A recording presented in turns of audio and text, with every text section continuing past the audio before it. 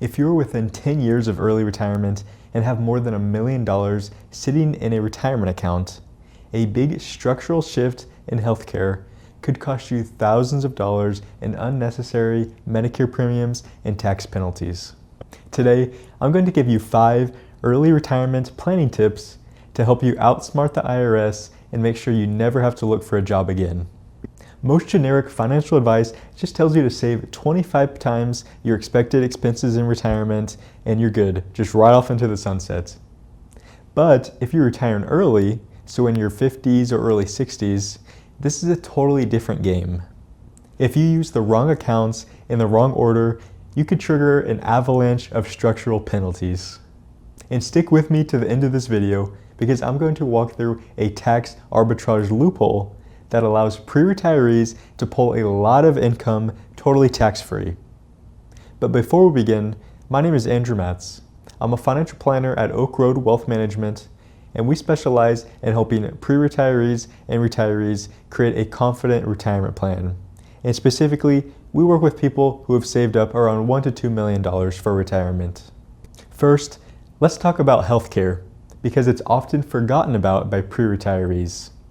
If you're planning to retire early at age 52, then you have a 13-year gap between Medicare kicking in for you. For the past few years, early retirees have experienced lower health insurance costs because of expanded premium subsidies on health insurance through the marketplace. But unfortunately, these expanded subsidies have ended. What this means is that if your modified adjusted gross income crosses 400% of the federal poverty limit, your tax credits, they vanish. For a married couple, this can mean $10,000 in extra premium cost per year just because they had $1 of extra income.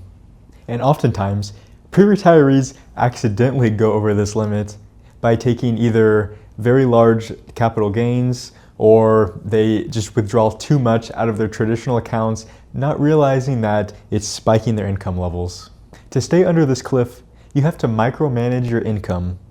But keep in mind here that a low income doesn't necessarily have to mean that you have low expenses in retirement. But in order to do that, you need to understand how to actually get access to cash, which brings us to our next pillar. Everyone knows that if you touch your money and your retirement accounts before you turn age 59 and a half, you'll be hit with a 10% early withdrawal penalty. However, as an early retiree, you maybe can't afford to keep all of your money locked up until 59 and a half. Fortunately, the tax code does give us some ways to access this money. So let's look at 3 different ways that we can get money without the 10% penalty. First up is the rule of 55. If you leave your employer, whether through resignation, layoffs, or early retirement, in or after the calendar year that you turn 55, the IRS actually allows you to take penalty-free distributions directly from that specific, most recent employer's 401k. The catch? If you roll that money over into an IRA, you completely lose the Rule of 55 exemption. This is a massive mistake that some people make. They retire at 55 and instantly roll everything into an IRA and lock up their money until 59 and a half. But what if you want to retire even earlier, say 50? This is where the Roth IRA conversion ladder comes into play. With this strategy, you move your money from your traditional IRA or 401k into a Roth IRA. You pay ordinary income on the conversion, but 5 years later, you can withdraw those converted amounts completely tax-free and penalty-free. But notice that I said 5 years. This means that you need a bridge fund of accessible cash or brokerage assets to live on while your first 5 years of Roth conversions are cooking in the oven. Another alternative is the IRS Section 72T, also known as substantially equal periodic payments. This allows you to pull money out of your traditional IRA at any age penalty-free. However, you are locked into a rigid mathematical formula for 5 years or until you turn age 59 and a half, whichever is longer. And if you break that formula by even $1 single, the IRS is going to retroactively hit you with the 10% penalties that you avoided, so it does require a very precise planning. And this brings us to a psychological trap that I'm going to explain with a quick case study. So let's take a retired couple, they retired early, they have $2 million in retirement accounts. They go off the 4% rule, so they say, we can easily spend $80,000 a year from these accounts. However, what they're not realizing is that it matters very much what type of account that they're pulling from, if it's a traditional IRA or a Roth IRA. Because what you have to understand is the embedded tax liability of a traditional IRA.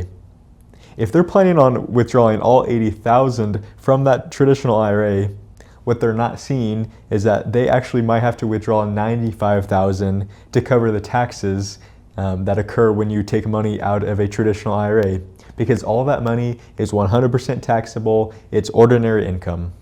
And when you layer those hidden taxes on top of the sequence of returns risk, you have a perfect storm. If the market drops 30% and you're forced to sell your stocks in order to pay both your expenses to live as well as those taxes, because taxes are required, you may end up depleting your portfolio so much that it can't recover and it's not going to last you for the rest of your retirement. To execute an early retirement, you need to be focused on asset location, which is in what accounts your investments are held in. And ideally, we should have 3 different buckets holding your investments. First, we'll start with the first bucket, which is the taxable account. This account is great because it's very, very flexible. There's no age limits and there's no early withdrawal penalty. Also, if your investments have been held in the account for more than a year, then you owe long-term capital gains tax on the gain, and these are lower tax rates than if you had to pay ordinary income tax. Another great advantage is that, for example, if you were to pull $50,000 out of the account and only $25,000 was a gain, only that 25 grand is counted as income. And theoretically, if your account was actually at a loss overall, you could empty the entire account and you actually would not have income at all from that entire distribution. So it allows you to pull potentially a lot of money to cover expenses without drastically increasing your income for tax purposes. Our second bucket is the tax-deferred accounts. This is your traditional IRA. You got a tax deduction when you put money in, but now that you're distributing money out, 100% of that distribution is going to be taxable, and it's all ordinary income tax. And our last bucket, bucket 3, this is going to be the tax-free accounts. And as you guessed it, when you take money out of these accounts, it's tax-free, assuming that you follow all the rules, which a lot of times means for the Roth IRA, waiting again until you're age 59 and a half when you're taking out earnings. But this account also includes HSAs, or health savings accounts. And keep in mind that HSAs are actually triple tax advantaged. In early retirement, you need to pull strategically from these accounts. The end goal is to create an income for yourself that feels very wealthy, but on paper, to the IRS, it looks very modest. So now, as promised, let's look at the tax arbitrage loophole for early retirees in 2026. For the 2026 tax year, a married couple can have up to $98,900 in taxable income and still qualify for the 0% federal tax rate for long-term capital gains and qualified dividends. This is why having a taxable brokerage account is so important for an early retiree. Now let's look at the math here. If you take the 2026 standard deduction for a married couple, which is $32,200, and you add it to that $98,900 threshold of taxable income, that means you can pull up to $131,000 of total income completely tax-free, provided that all of that income consists of long-term capital gains from your taxable brokerage account. Because of course, ordinary income is going to cause you to have less of that amount that you can use in that 0% tax rate. Let's look at a really quick and easy case study. We have a 60-year-old couple. They're both retired because they retired early, and they have $2 million, and it's spread across those 3 different buckets that we talked about. They also have researched that they need to stay under $80,000 of income in order to still remain eligible for health insurance credits. But unfortunately, they actually need $120,000 this year to cover all their expenses. They may have had a one-time big expense come up and they really have to have the income.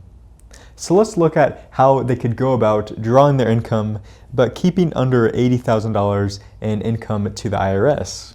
What they could do is they could pull $40,000 from their traditional IRA, they could pull $60,000 from their brokerage account, and for this example, let's say that $40,000 is a long-term capital gain and $20,000 is basis. And then lastly, they can take $20,000 from that Roth IRA. So in the eyes of the IRS, they stayed within $80,000 of income, or right at $80,000 of income. But it gets even better than this. So they remained eligible for the premium tax credit. That entire long-term capital gain that they had, it's going to be taxed at the 0% federal tax rate. So no taxes on that, at least federally speaking. And of the IRA distribution, remember all of that is taxable, but after the standard deduction, less than $10,000 of that will even be taxable as well. And of course, we already know the Roth IRA distribution, that's tax-free. This is how the wealthy retire early. They do not break the law. What they do is they align their income with the tax code. Early retirement is an incredible milestone, but you may not want to walk that path alone. Feel free to click the link in the description and schedule an introductory call with us to see if we may be a good fit for each other. But otherwise, thanks for watching, please subscribe, and look out for the next video.